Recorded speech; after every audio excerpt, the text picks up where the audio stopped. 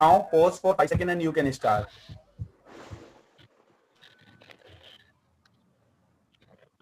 Good evening. We are having this first of a series of webinars for the year 2021. And thanks to Professor Ragini Parikh and Dr. Swapnesh Sawant for organizing it, and thanks to Entoad for facilitating it. This is a CME with the Jalgaon and the Buldhana District Ophthalmology Societies, and Dr. Narayan Kedia, President of BOS, the Buldhana District Ophthalmology Society, Dr. Shon Chinsore, Secretary of BOS, Dr. Pankaj Shah, the President of Jalgaon Ophthalmology Society, with Dr. Swapnil Kothari and Dr. P. Patil.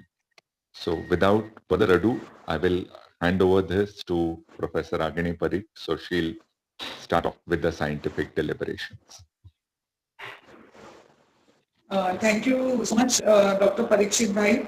I thank everybody, the Buldhana Ophthalmic Society, the Jalgaon Ophthalmic Society, all the district society members, the team of Parikshit Bhai as our chief, with Dr. Sirish as the secretary, Dr. Pankaj Bhai and Dr. Sapnesh.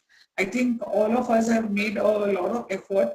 And not to forget Raman Bhai Marke and his team of EdPod who have facilitated this. And thank you so much. And I think it's a very good beginning. And we must, in these trying times, instead of just sitting, we can continue our education online. We can meet online. And in order that all the districts can take part and all the members of each district can themselves present. And so that's why we started with the district societies, which was what Parikshit Bhai's idea was. Today's seminar, we have very senior members like Dr. Anil Kulkarni sir, who is one of our main advisors to the Maharashtra Ophthalmic Society. He is also a teacher to Parikshit Bhai, and in fact, he is my Dr. Lane sir's guru too. We have Dr. Nikhil Gokhale, who is a senior cornea surgeon and the president of the Cornea Society of India. And we have Dr. Neha Joshi, Dr. Sarode as speakers. We will all be there and the discussions are all very good. Without wasting much time, we can start with the CME and we can take it from there. Thank you so much. Yeah. So with permission of Dr. Parikshit and Ragini Madam, can we request our first speaker, Sir Anil Kulkarni sir, to please share his screen? The introduction is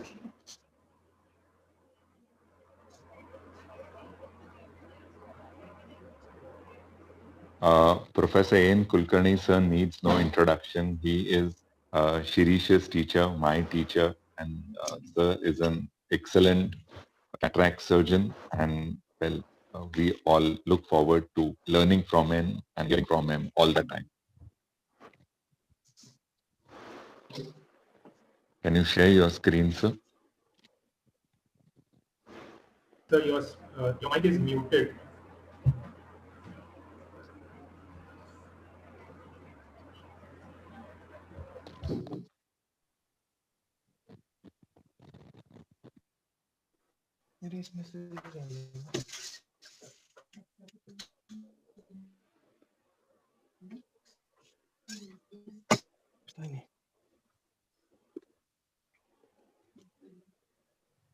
Yeah, am I audible now? Yes, sir, we can hear you, sir. Sure, thank you. yes, sir. Yes, sir. So, thanks a lot for this inauguration function of our CMEs, Buldhana as well as Jalgaon Ophthalmic Society, and of course all the members of Maharashtra Ophthalmic Society. Special thanks to Dr. KDR, who is written down as president of BOS, but he was actually my boss also when I was doing my residency at Nagpur. So it's nice to hear his name again. So let's start with the So let's start with the energy modulation in phacoemulsification. Basic idea was to differentiate between our continuous power pulse mode as well as the burst mode. And then when we say burst mode, we also have a burst continuous where it is continuously giving the maximum power. Okay. Then it's a multi-burst when you have a burst modes as well as some sort of gaps in between. And a single burst when only once the power comes and then the power stops.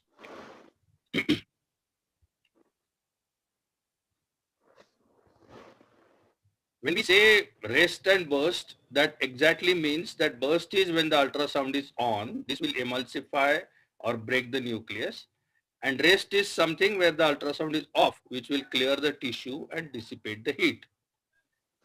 Now, when we think about the burst mode, it has got an advantage that you can directly do something like a naga or a chopping with the burst mode.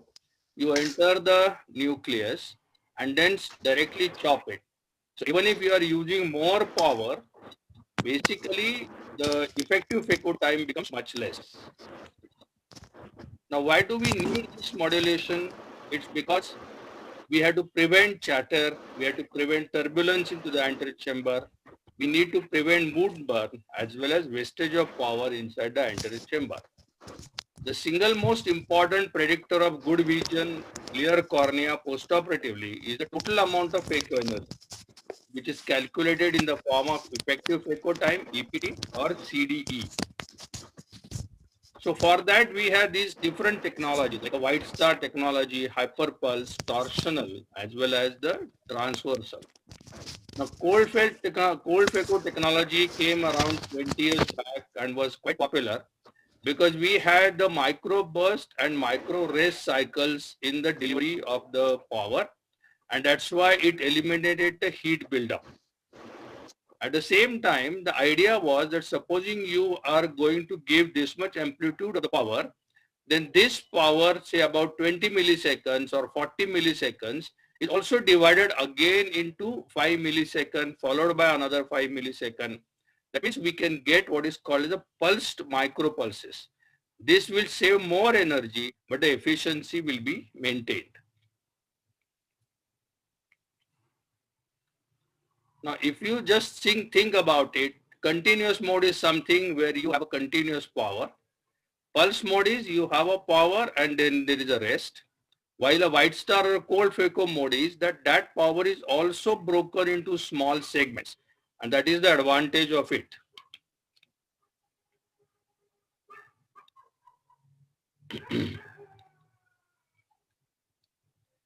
Hyperpulse is another technology which is again a refinement of ultrasound, where you can even exceed, rather than having only 20 pulses, 40 pulses, you can exceed to 100 pulses per second. Obviously, it means that the energy delivered is in such a short burst that you hardly get any effect of wound burns or damage to the endothelium. Another concept is a duty cycle.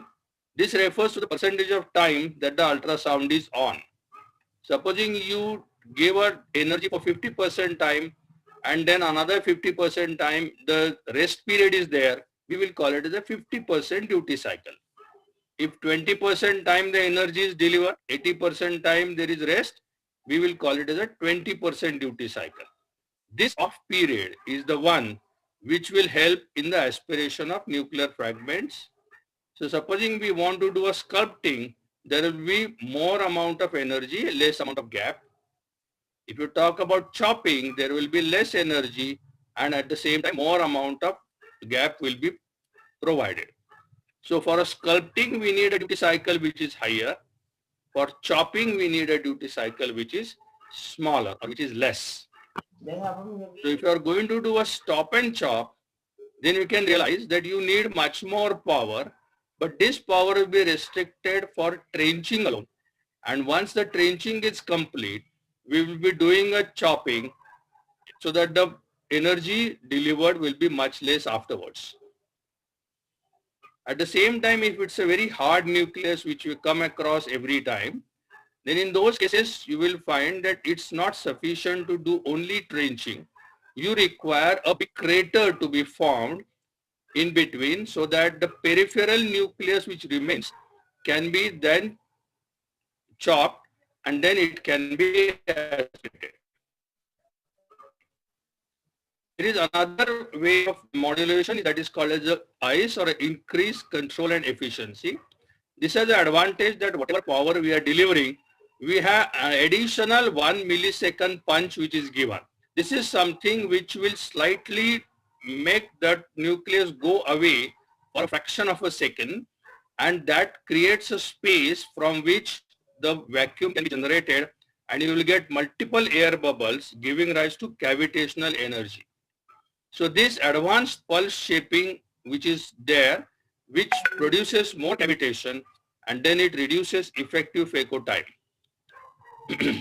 So cavitation can be described as that this is the energy which creates multiple air bubbles, and once these air bubbles implode on themselves, they create more energy, and then that will destroy the nucleus for that particular area. So rather than a hammering technique, a cavitational gives us much more efficiency. The newer technique which is coming up is a variable energy. Depending on the nuclear density, during the surgery also, we are able to adjust our power which is being delivered.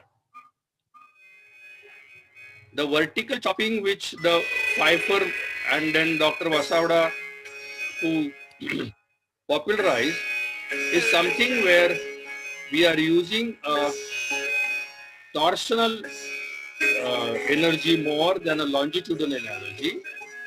At the same time, you can see that it's a very small well which is created. So there is neither a crater nor a trench, it's a very small well. And through the well, once the phaco probe engages the nucleus, a vertical chopping can be done, which is safer because it does not go near the periphery, neither it involves the anterior capsular margin. And then multiple chops even in a higher thing really do not require a very sharp chopper. You can see that the tip is not very sharp, so there is no question of injuries which is occurring over here.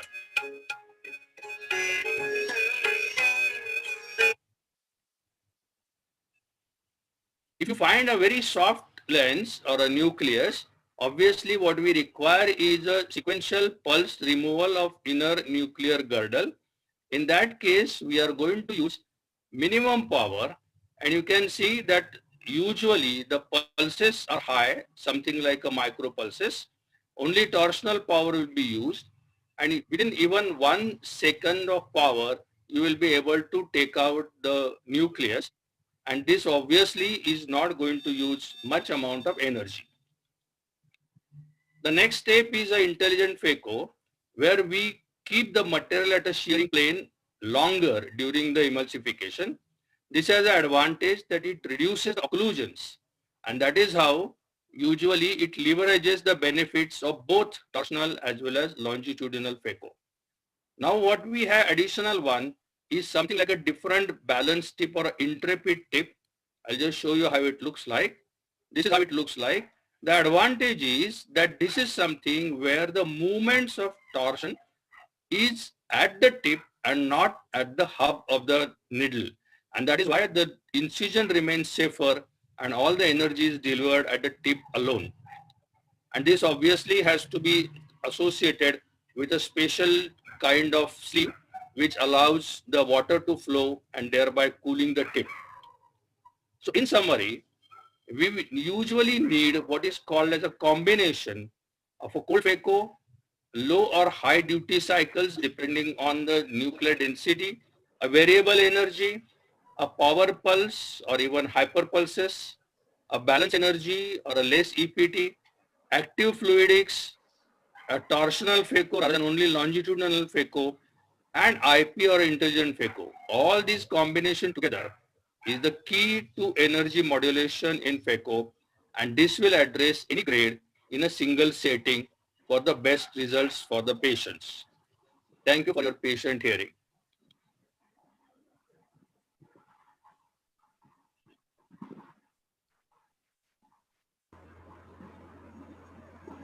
Parikshit sir, you are muted, sir. So that was a very wonderful presentation. So I think Dr. Swapnesh, yeah, take over, sir. It is a great for beginner as well as a moderately experienced phaco surgeon. So many tips to take home. Yeah. And thank you, sir. And it's so heartening to see a senior person like you sticking to the time yet delivering the most important points in the talk. Ragini madam, your comments? Good evening, sir. So,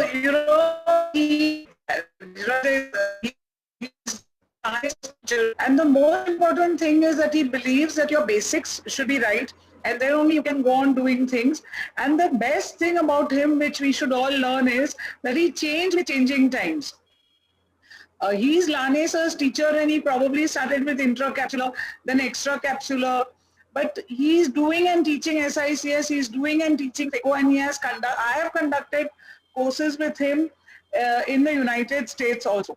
So the thing is that what you have to learn from him is that you have to change with changing times. Age is not a bar, and you can be the best at what you do. Sir, we are so happy that we had such an auspicious beginning with our guru itself, sir. It's so nice of you for your kind words.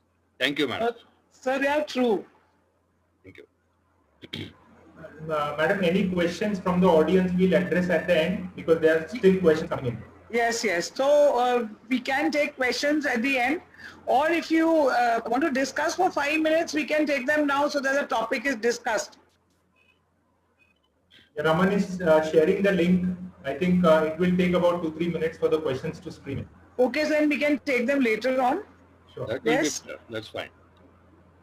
So the next talk is by Dr. Nikhil Gokhale, sir. I would request either of the senior members to please introduce him as he shares the slide. So Dr. Nikhil Gokhale is a very close friend. I worked with him very closely in the Bombay Ophthalmic Association for the last 13 years. He is now the president of the Cornea Society of India, and he has been the president of the Bombay Ophthalmic Association. His interests are corneal infections and immune-mediated corneal surface disorders. He loves photography, and if you see lovely pictures of his photos of flowers, and I'm dying for the COVID to end and go to his balcony to eat the fruits. He's so meticulous, and there is one saying that the doctor's handwritings are not legible, but you can recognize his paper from very far off because there's what we must learn from him is there's a complete history. There's a lovely labeled, colored diagram from which you can easily make out the progress of the patient's disease, and everything is so neatly written and the follow-up is so complete that with a glance at the paper, you know what has happened with the patient, and that is something that I think we must learn from him, that in spite of our private practices and all, to document each and everything, which is very good for all of us. Now, without taking away his time of speaking, I request Dr. Nikhil Bhai, please share your presentation. Nikhil sir, we are waiting for your annual calendar, which is also so photograph oriented.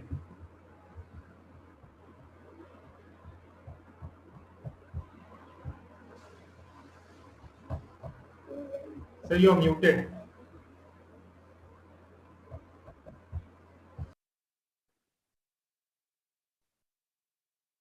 Now, can you hear me? Sir. Yes, sir. You can see the slides, Swapnish? Yes, sir. Okay. So first of all, thank Dr. Ragini. I think first of all, I must mention that I think to be meticulous is something that we have to learn from her. And I've seen her at JJ, and when she goes for the camp, it is phenomenal, the sort of meticulous approach she has, which is unbelievable and fantastic. And I think that is the first learning point for all postgraduates who are lucky to be there, where they learn how they should work when they leave the hospital and work in their own practice. So that is, I think, something fantastic that she has as well. I thought shield ulcers are quite common in our clinic. We do see in our busy clinic. So I thought it is that also.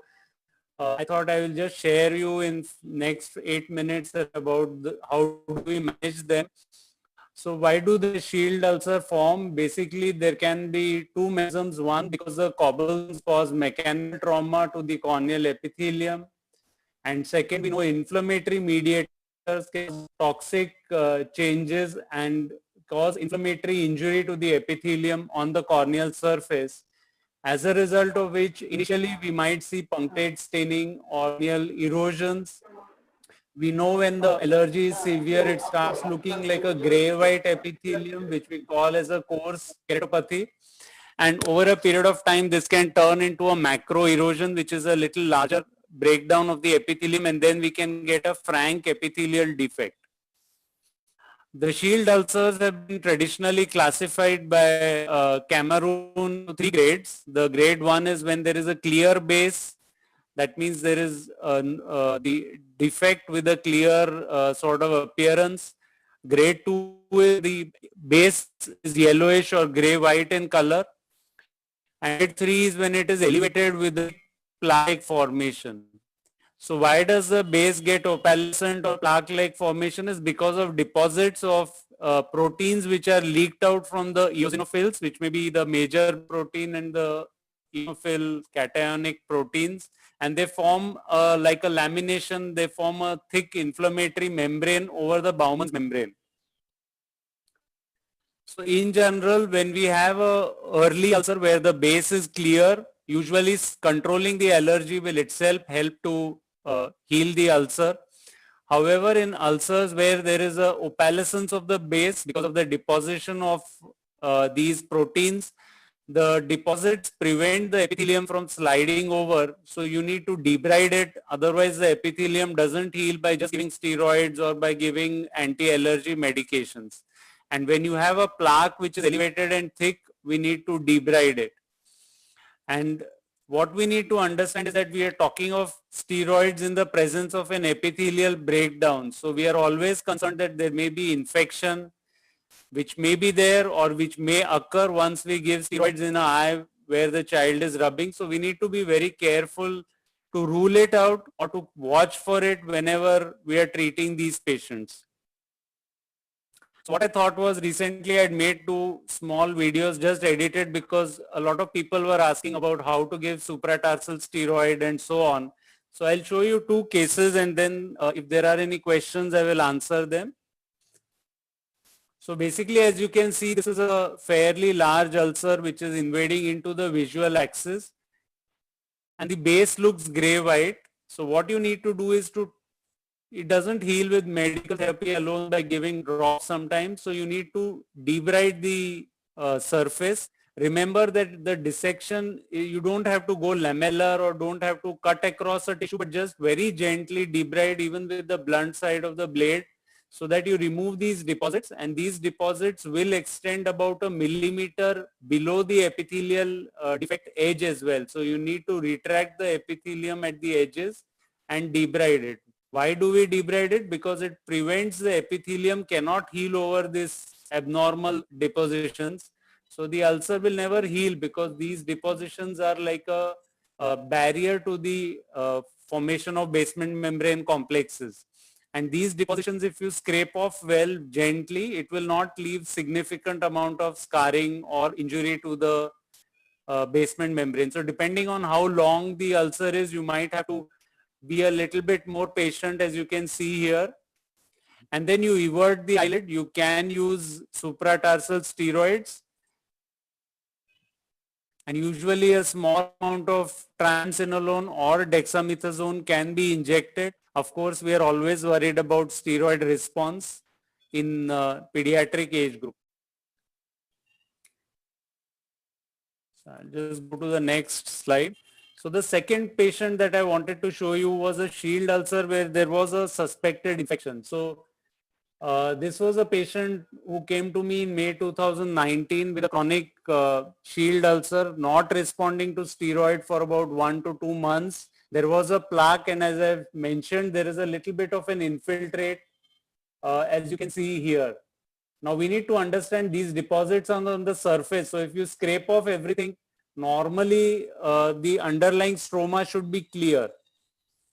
Whereas in this patient, as we will see later, I just trying to scrape it off the inferior tip seems to be where I felt there was an infection. So in the operation theater under anesthesia, I scraped it off and directly plated into multiple media like blood agar, chocolate agar, McConkey agar and fungal media.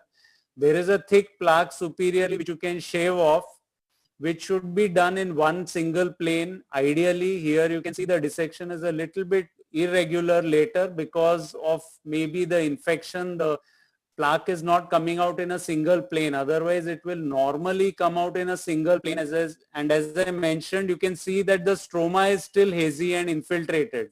So this definitely indicates there is infection because the plaque is on the surface. The stroma should be clear and compact in a normal shield ulcer of grade 2 or grade 3, whereas here you can see the stroma is infiltrated.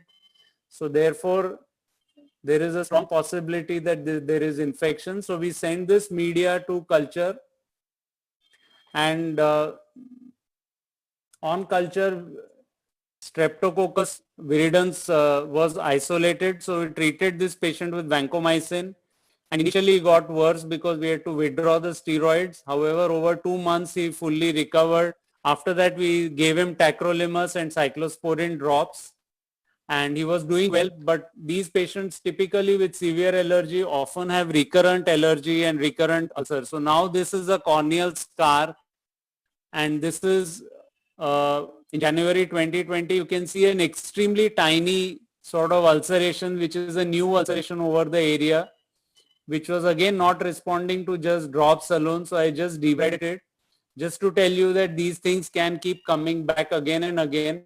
You can see the little bit of cobblestones which are still there because he has been on chronic anti-allergy therapy. Still they haven't subsided. So you evert the lid and you can give a little bit of triamcinolone which suppresses the allergy. And basically when we give supratarsal steroid, it is given above the tarsal plate, not inside the tarsal plate, which is important. So the soft tissue can be pushed across by a Johnson bird, as I did there. And in the soft tissue, you can give a small amount of triamcinolone injection. And in most patients, because you have to debride under anesthesia, this can be combined with it and it works very well. Why shield ulcers are important to us is because they lead to corneal scarring, which is often close to the center. They cause visual loss and amblyopia. Visual rehabilitation is very difficult in these children. You cannot give them a contact lens or anything like that. So even glasses is difficult to refract them. And so what we need to do is that when we keep seeing these children with allergy, if we start seeing that the corneal epithelium is becoming irregular, rough, or there is a little bit of breakdown, then we need to step up our treatment because we don't want a shield ulcer to form and then manage it, which is much more difficult and leads to scarring. And always remember that anything on the epithelium where there is a breakdown, we need to be very cautious of using steroids. And whenever in doubt, it is wise that whatever you scrape can be sent to a laboratory so that you are sure what is going on. And remember that the plaques need to be scraped. Just giving steroid with a plaque on the surface will not work. And therefore you need to probably modify the way you manage these patients. Thank you.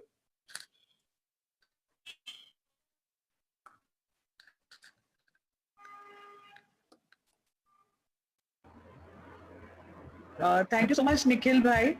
The videos and were so beautiful and so well taught, and like you said that these we see a lot of allergy, especially in dusty areas, Mumbai, Buldana, Jalgaon, and everybody we see seasonal allergies, and because they are children, we are always scared of these problems. Such a beautiful presentation and so simply taught. Thank you so much.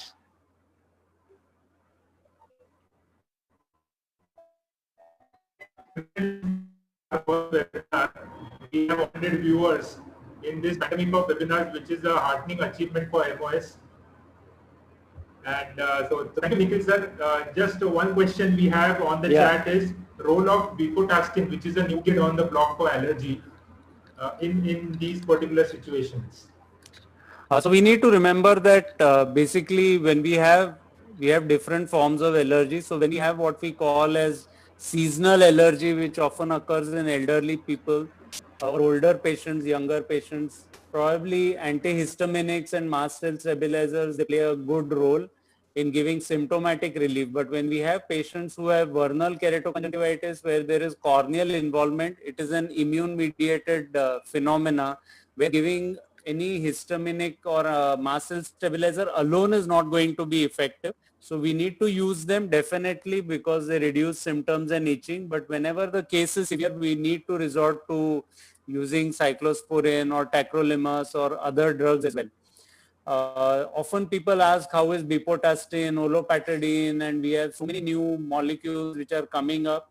So I would say that they are more or less very similar in their way they act. There are small differences. So I think each one has to follow their own experience. But frankly, in VKC, whether you give bipotastine or you give olopatadine, it becomes very difficult for us to analyze, and most studies say that they are more or less similar when they, the studies which have been done, or then the studies are done with placebo comparison which say they are superior to placebo. So I think they're more or less similar, and they are not the mainstay of treatment, at least for severe cases. For mild cases, they are the mainstay, but not in severe cases. So you need to remember that just bipotastine alone will not be adequate for a severe VKC. So we would take more questions as they come in. With interest of time, we move on to the next talk. Thank you, Nikhil sir, once again. Next talk is by Dr. Rashmi Sarode, Pandemic of Myopia, and I would request Jalgaon Ophthalmic Society President to introduce her, Dr. Pankaj Shah. Yeah, thank you, Swapnesh. Good evening, all of you. Good evening, Kulkarni sir, Gokhale sir, Parikshit sir, Ragini madam. Nice to have you all. And we are blessed to have such senior speakers amongst us. Had a nice deliberation by Dr. Kulkarni sir and Gokhale sir. And now we have a pediatric ophthalmologist from Jalgaon, Dr. Rashmi Sarode, who is going to speak about pandemic of myopia. How are we going to halt it?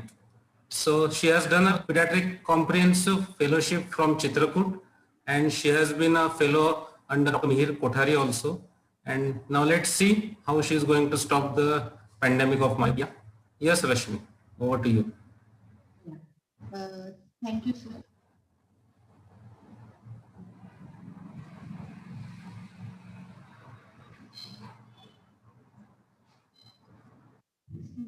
Sir, is my screen visible? Yeah, not yet.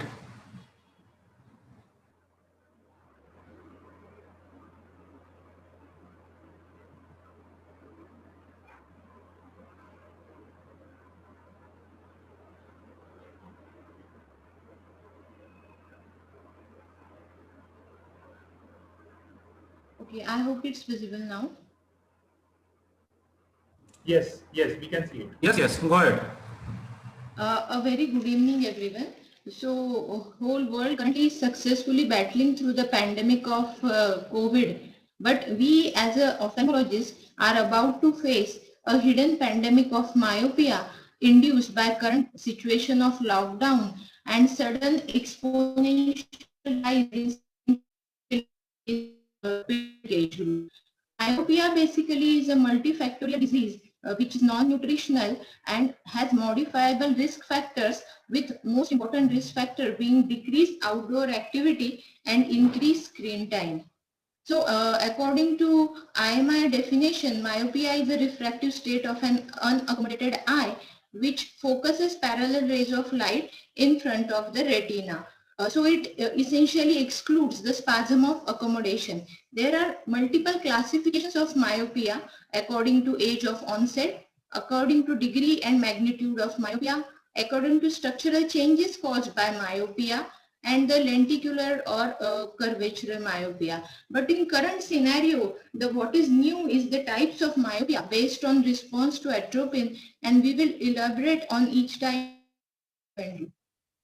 Why we are so much worried about myopia? Because since the year 2000, it is rising exponentially. Its incidence is rising, and hence the problems associated with magnitude of myopia are also on a rise. So if we want to decrease the incidence and prevalence of myopia, we have to halt its progression around by 50%. Then only it will be possible to decrease the incidence of myopia in future generations.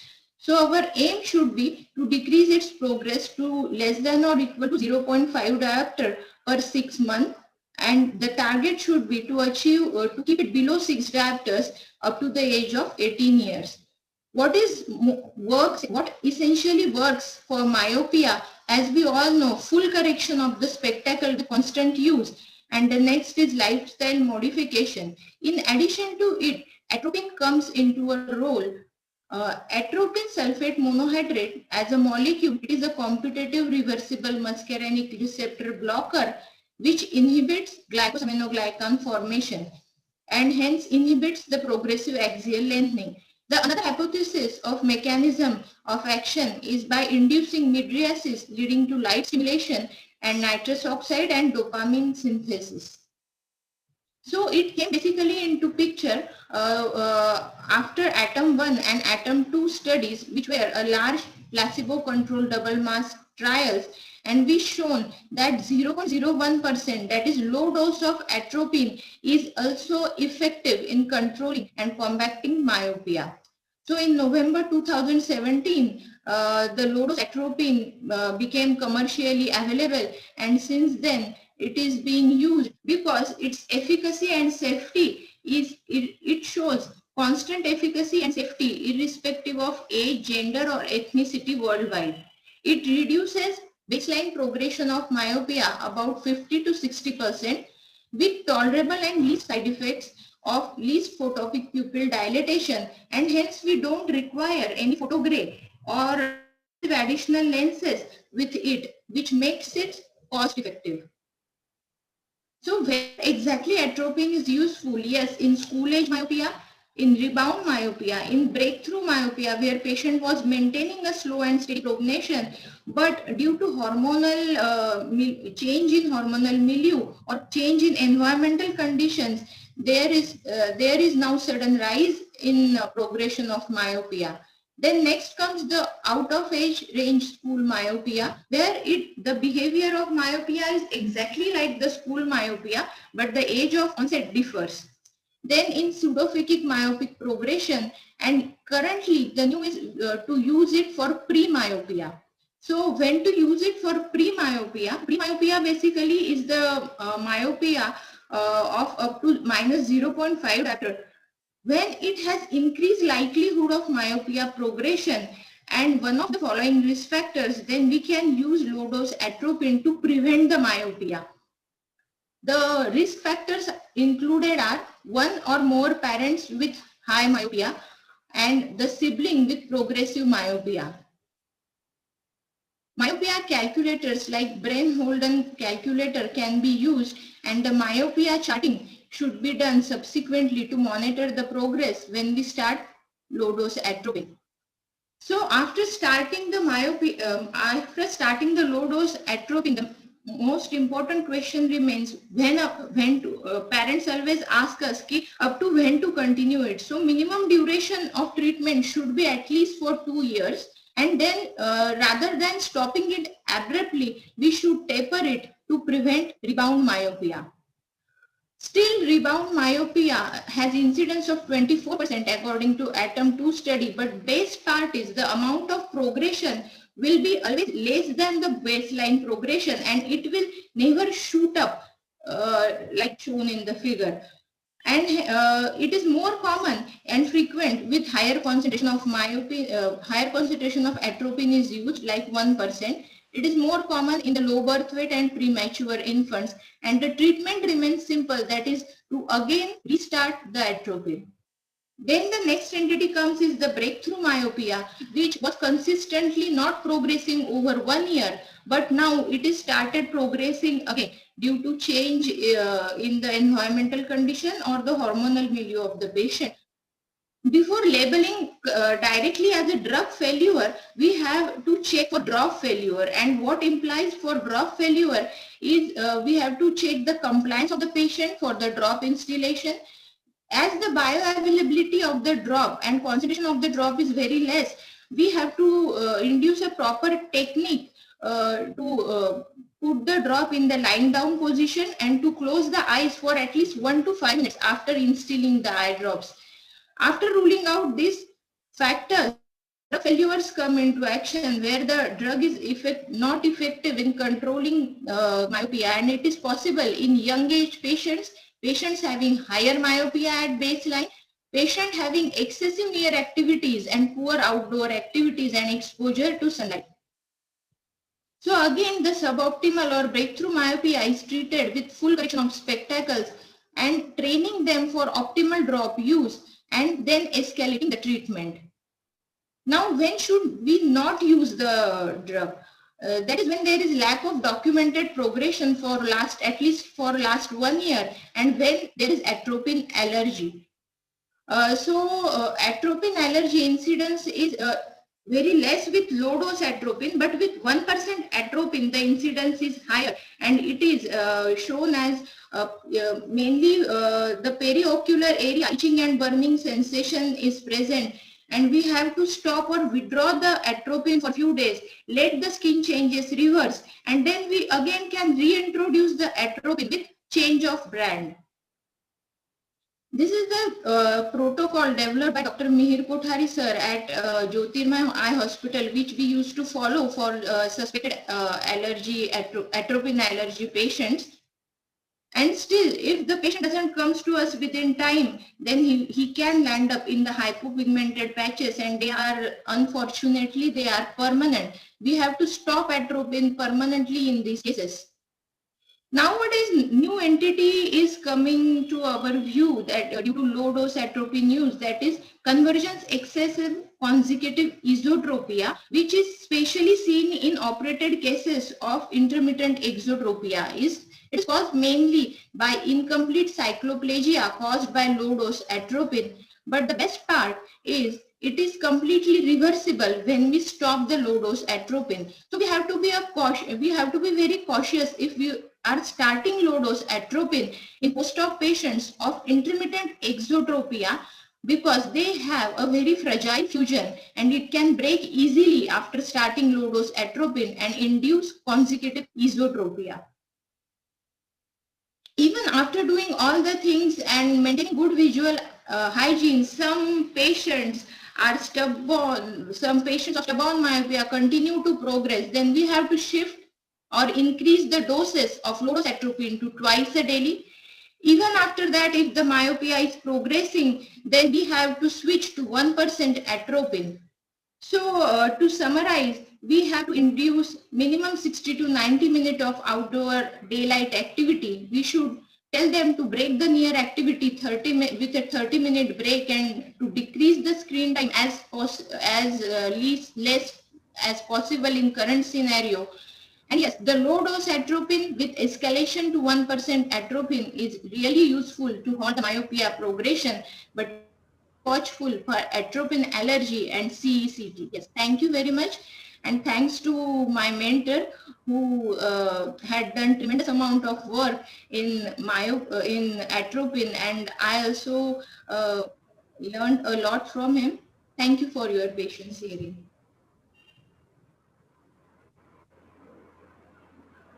Thank you, Dr. Rashmi Sarode. Good evening, friends. We have with us one of our advisors and my guru, Dr. Padma Shri, Dr. Lahane sir. Thank you, sir, for being Parikshit Bhai's and my mentor, and thank you for motivating me and inducting me into this post.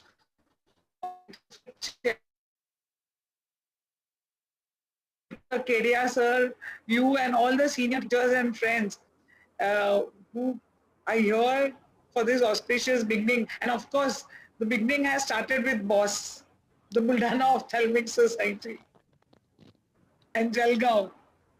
Pankaj, because Pankaj and Sirish are very active now, so they have to be number one. Basically, I am very happy. First of all, congratulations to Ragini and the total scientific team, Parikshit and Sirish. I think and the Swapnesh, they are making so much of efforts. Pankaj also, sir. Pankaj is also part of it. I forgot Pankaj. And my own Nikhil, every time he is there. So I think you are doing very good work, and I think now I have seen on that side also near about more than 500 people have joined. So congratulations and very good activity. I think it should happen to, we should do it for each and every district. And whatever they want in that district, we must ask them what they want, and accordingly we must choose the speakers. So again, go ahead, sorry. No, it is very good of you to take time out and join us, sir. And it is a pan-Maharashtra activity, and we have one district from North Maharashtra, we have one district from Vidarbha, which together are doing it. So that shows of the friendship and the camaraderie that is. And you are a leader, and we hope to see you as a leader of the All India Ophthalmology Society also. So we are all there for you. Thank you, sir. Thank you, Parikshit Bhai. Sir, this is Parikshit Bhai's dream come true, because the first thing in his speech, we said that we want to start with CMEs, 40 CMEs before February for each district society. This is Parikshit Bhai's dream. Parikshit is an excellent leader. Secondly, you might be not knowing Parikshit is an IAS officer, IPS officer who has left IPS and joined the ophthalmology. So I think such a straightforward, studied scientist is our president. I'm proud of that and proud of him also. Go ahead. So I'm sorry, but there were lovely presentations by Dr. Kulkarni sir. He began the session, and Nikhil Bhai. So both are with us, sir. Sir is also there. Sir, good evening, sir. Anil Kulkarni sir, good evening. Good evening, sir. Good evening, Nice sir. to, Good evening, nice sir. to see you here. Sir, nice to see you here. Namaste. Welcome, sir. Yes, I'm sir, very you have happy. made our day. Yes, sir. Yes, sir. And Nikhil Bhai also, sir. I spoke Nikhil. I saw Nikhil. Thank you. Go ahead, right. Sure. Yeah, madam, should we take the next speaker? Yeah, our next speaker is Dr. Neha Joshi. She would be speaking on approach to fungal keratitis. And I request Dr. Sean from Buldana Ophthalmic Society to please introduce her. Why, Neha, please share your slide. Good evening, everyone. Dr. Neha Joshi, she has done her MBBS from GMC Aurangabad. She was a gold medalist during her MS ophthalmology curriculum. She has presented papers in interesting cases in AIOS and DOS. She has special interest in ocular surface disorder. At present, she is practicing in Buldana, and she is more interested in cornea. And she is आमची सुनबाई आहे ती doctor Joshi सरांची सून आहे. So welcome her for the boss also, and please welcome all to this CRB. Thank you. Thank you, sir, for that really nice introduction. I thank you all for giving me this opportunity. Today, I'll be talking in brief about fungal keratitis, its approach and management. So we know that India is a tropical country, and fungi form an abundance of our microflora in the environment, and hence we have number of fungal keratitis cases. So what do we do when we see a patient suspected to have fungal keratitis in the OPD? First and foremost, to take a thorough history, pay particular attention to any history of trauma or topical corticosteroid and antibiotic usage, and a history of compromised immunity. Next is to thoroughly evaluate the ulcer clinically and with the help of microbiology, and finally to treat it accordingly. So morphology-wise, fungal ulcer can present as any of these, like here, a dry-looking ulcer with grayish-white infiltrates and feathery margins, or an ulcer with satellite lesions, or an ulcer with hypopion. Sometimes raised pigmented lesions like this in case of demititious fungi, or even rarely ring ulcers like this. So once we have seen the ulcer, the next step is to scrape the base as well as the margin of the ulcer with a 15 number blade. In case we have a fungal abscess, we can even take a corneal biopsy using a 6-0 braided silk suture, and the specimen thus obtained has to be subjected to light microscopy evaluation. So the easiest way, as proposed by L.V. Prasad Eye Institute, Hyderabad, is a 10% potassium hydroxide mount. They have stated that it is a simple, rapid and cost-effective method of identifying fungi and instituting prompt treatment. So this is how fungal hyphae look on a KOH wet mount, and this is how nocardia look on a KOH wet mount. Some newer diagnostic methods include polymerase chain reaction and in vivo confocal microscopy. IVCM in particular, as you can see in this picture, shows fungal hyphae as hyperreflective bright elements with irregular branching pattern. So coming to the treatment of fungal corneal ulcer, we have 4 modalities that are available with us. We have topical antifungal agents, intrastromal injection, systemic antifungal agents, and therapeutic keratoplasty. Now the number of topical antifungal agents available with us is really small, and moreover these drugs have a very poor ocular penetration. 2 major classes of drugs that we use are polyenes, including amphotericin B and natamycin, and azoles, including voriconazole, itraconazole, and fluconazole. Now we all know the mycotic ulcer treatment trial, which was a landmark study by Arvind Eye Hospital, Madurai. They showed that natamycin was significantly more successful at clearing culture positivity after 6 days as compared to voriconazole. And they concluded that topical natamycin is superior to topical voriconazole in filamentous keratitis. Now, intrastromal injection of antifungal agents, it is reserved for deep-seated ulcers and corneal abscesses, and the drug of choice for this is a 50 to 100 microgram, per 0.1 ml injection of voriconazole. It is given with the help of a 30 gauge needle in 5 divided doses such that it forms a barrage around the involved cornea. So we have a number of studies like this one by Arvind Eye Hospital, Puducherry, this one by H.V. Desai Eye Hospital, Pune, and these all have shown that intrastromal voriconazole is an effective treatment modality for recalcitrant deep fungal corneal ulcers. Now we are very tempted many a times to start systemic antifungals, but we must remember that cornea is avascular and the ocular action of these agents in routine keratitis cases would be very minimal. So when exactly should we start systemic antifungals? Well, if you suspect the infection to be endogenous, or if the ulcers are large, deep with limbal involvement, if there is scleritis associated with keratitis, or if the infection has invaded the anterior chamber. So the most commonly used drugs for these are ketoconazole and voriconazole. The mycotic ulcer treatment trial phase 2 put forth the question if oral voriconazole is beneficial when added to topical antifungals. When they analyzed a subgroup, they did find that Fusarium keratitis might have some role for oral voriconazole in its treatment, but this result was not statistically significant. Finally, they concluded that there was no benefit of adding oral voriconazole to topical antifungal agents. So whenever you start systemic antifungal therapy, please remember that it is associated with a number of side effects, including derangement of LFT with ketoconazole, dizziness and hallucination with voriconazole. Hence, we must use these agents judiciously and with proper monitoring. Now coming to therapeutic keratoplasty, it is performed when the ulcers are progressive and non-healing in spite of adequate therapy, or when they threaten limbal involvement, or when the ulcer has perforated. So there are a couple of points that we need to keep in mind for this. Number one is that ideally we aim for a 1.5 mm clear zone of uninvolved cornea around the ulcer. Number two is that the specimen should be sent both for histopathology and microbiological evaluation.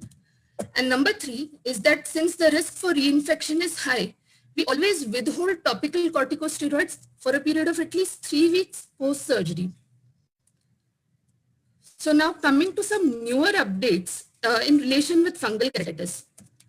What exactly is this entity that looks like a fungal ulcer? It even presents like a fungal ulcer, but it is definitely not a fungal ulcer.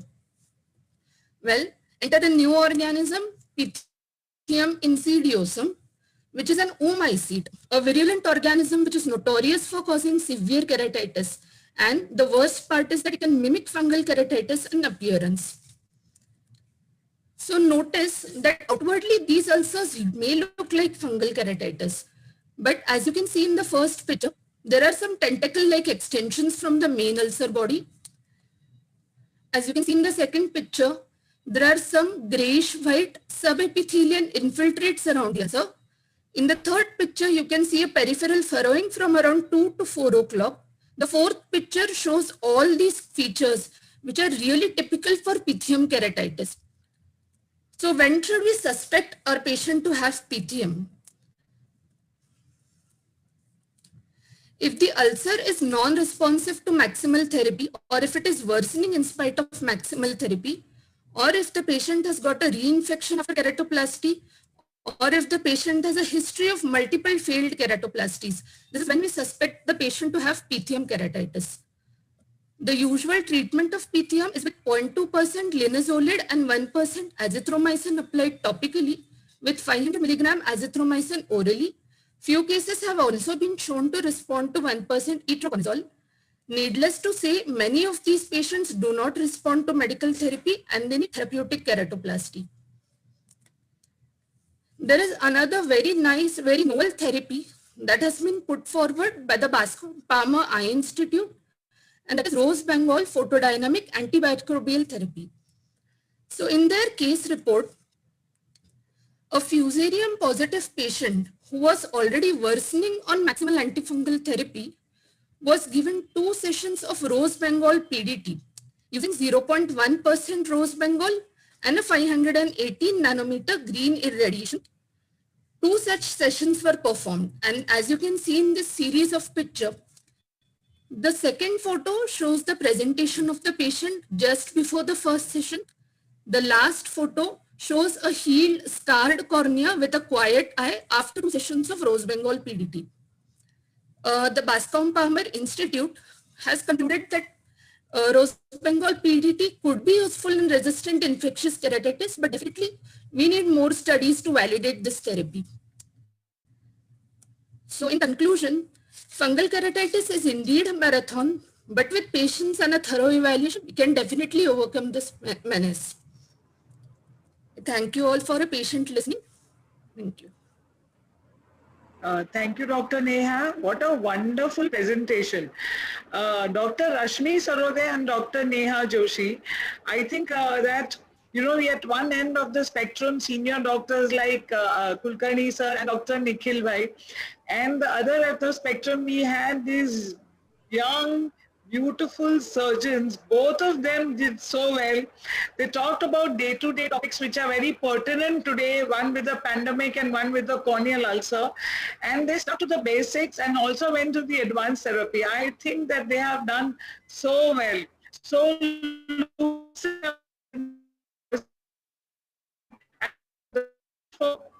both the presentations. I am so proud of you both. Dr. Parikshit bhai, would you please like to add, because I don't think words are enough to express what these two ladies have done. So I think that I am just saying that I'm really overwhelmed. Yeah, no, just I would say hats off. They have, I mean, literally from basics to the advanced, sticking to time and being something which is useful for every practicing ophthalmologist. I think that is the reason why we are doing all these district seminars. So, I mean, wonderful presentations. Yes. Lane sir, would you like to say something?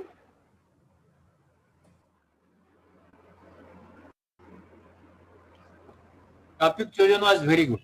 And what she, Neha has presented and Rasmi, I have heard Rasmi half and Neha total, but they are very, I think, very good presentation and basic.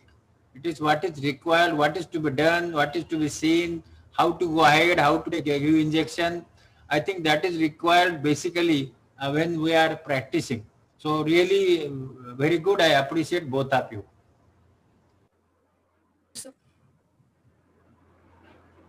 Madam, there are questions, few of them which are already answered. Yes, please take them.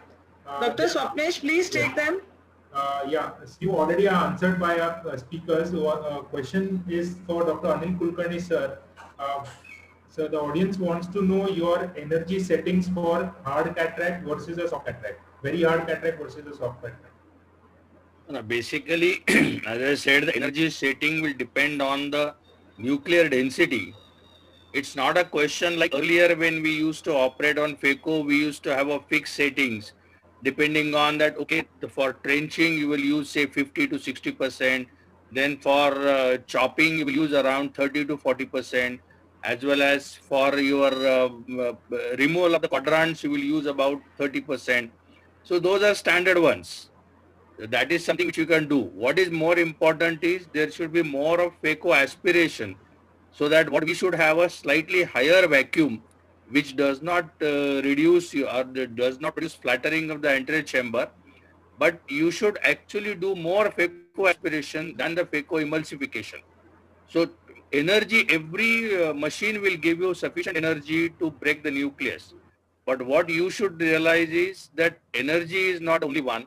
You modulate the energy and use more vacuum to take out your pieces. Then your cornea and the next day surgery would be giving you more satisfaction. Thank you, sir. Ragini madam, soft cataracts. Your settings for the soft cataracts and your take-home messages for the soft cataracts. So I'm an expert on soft cataracts because I'm a cheater. What I do is, like, even my residents, when they see the list, like all the brown cataracts and the black cataracts go to Lani sir. Unfortunately, we do see a lot of soft cataracts because of patients taking steroids and they need surgery earlier. So the most important thing I would say is that these soft cataracts need a lot of aspiration. You can save your Phaco energy, use less ultrasound to protect the cornea. Otherwise, the patients will be all running to Nikhil bhai. So to protect the cornea and to treat the cornea like God is very, very important. To use a lot of aspiration to reduce the nuclear size so that, most of the cataract comes out only with aspiration settings in a soft cataract. So there's one more question from Akola. Use of atropine, is it useful for halting myopia in the age above 14 years?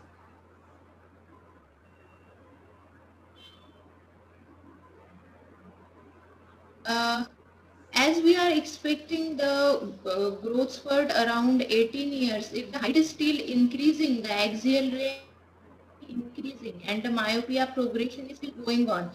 So at least up to the age of 18 to 19 years, the low dose atropine is effective unless and until the height stops increasing, the axial length will not stop increasing. So up to the 18 years of age, it is usually effective. Thank you. So, madam, over to you. Dr. Shirish would be giving the vote of thanks, and any comments from all the panelists.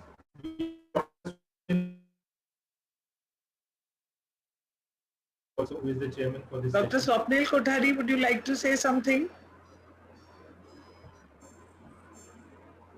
I think it's been a great start to today's new chapter in MOS history. And I would just like to thank everybody for involving Jalgaon Ophthalmic Society and us in the start. And thanks to all the panelists and all the people who have taken efforts to arrange such a wonderful program. Thank you very much. Swapnil, it's not that you are thankful to us. On the contrary, it's the other way around.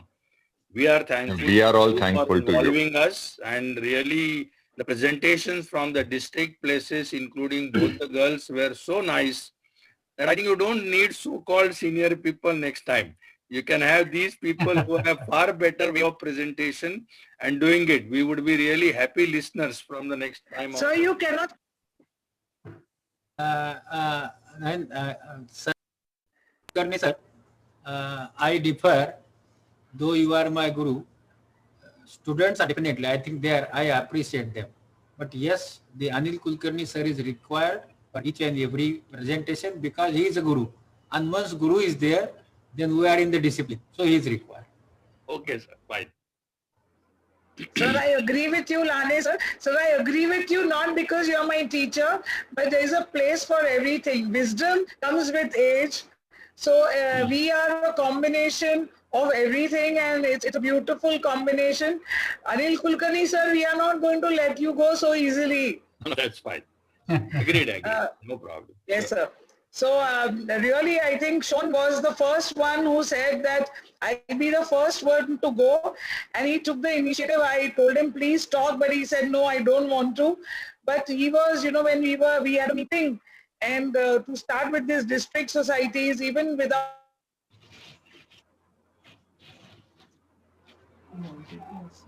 I think her voice has gone serious. Now you can continue.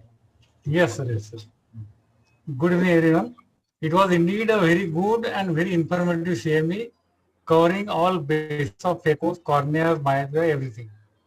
On behalf of Team MOS, I would like to thank my teacher, Dr. N. Kulkarni sir, Dr. Nikhil Gokhale, Dr. Rashmi Saudi, and Dr. Neha Doshi for sparing their valuable time. Thanks to all chairman, co-chairman, convener, and moderator for conducting the session. Thank to Parikshit sir, and many thanks to Dr. Ragini madam for a wonderful idea of involving each district and encouraging speakers from the smaller places to come forward. And friends, after listening to the young district speakers today, I got lost. So it's the enthusiasm of Dr. Sirish, who eats, sleeps, drinks, thinks only MOS. Dr. Swapnesh, who carries out. Dr. Pankaj, who is so warm, loving and enthusiastic, and with a very sensible, gentle leader like Parikshit, and advisors like Lane sir and Kulkarni sir. I don't think we need to ask much more. Yes. Madam, I was telling, it was your idea of involving every district and encouraging speaker of small places to come forward. And after listening to these two young ladies, I feel the efforts worth taking. My friend Dr. Pankaj and Swapnesh took a lot of efforts to make it successful. My special thanks to Team Entored for technical support. Last but not least, all the audience for attending the webinars. And most importantly, thank you, Dr. Lane sir, for joining and blessings. Thank you all. Thank you. A big thank you to the Entored team who are working day and night to make it successful. Yes. Thank you, sir. Thank you. Thank you. Thank you.